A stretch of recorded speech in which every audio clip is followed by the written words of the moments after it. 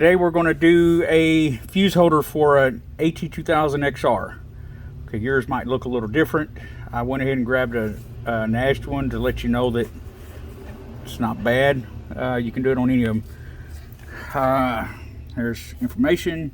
What you need is a pair of pliers, a small screwdriver, and a fuse holder.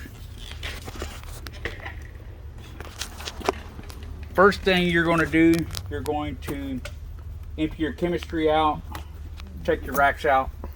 Then what you're going to do is to look on the back, you'll pull the plug, get your top totally off. Right here's where you're going to be your hang up. So you're just going to lift your unit up like that.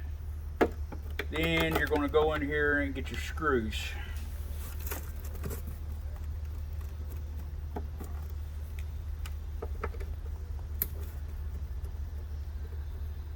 I wanted a Nash one because not everybody's in their office is going to be clean. So it's possible to have chemistry on the bottom. But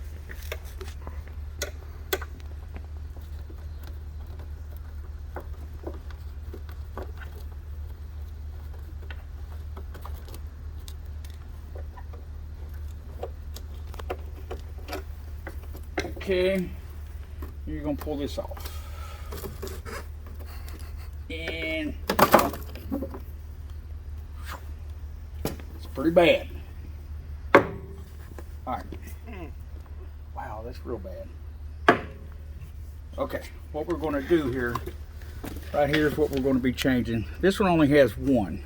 Okay, so what we're going to do is we're going to disconnect those. Make sure your power's out of there. Okay, now we're going to take the pliers here. I'm just going to loosen that up.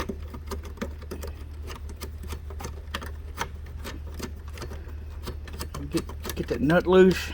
And you're going to squeeze that down where to come through and to come right out. There you go. Take your other one. Put it in. Line the keyway up. Put it back down. You might have a little bit of trouble with this. Just squeeze it down. Make sure you don't cross thread. It should go in real easy.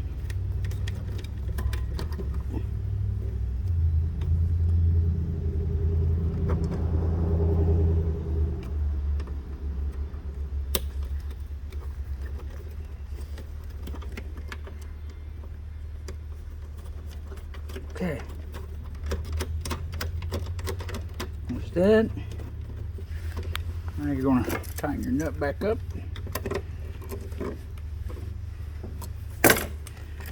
And you're going to hook your wires back up. Doesn't.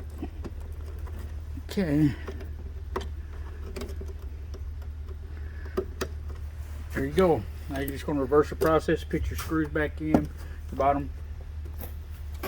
Might want to clean that off if it looks that bad. That's it. Shouldn't take very long to do. Worst part is this right here.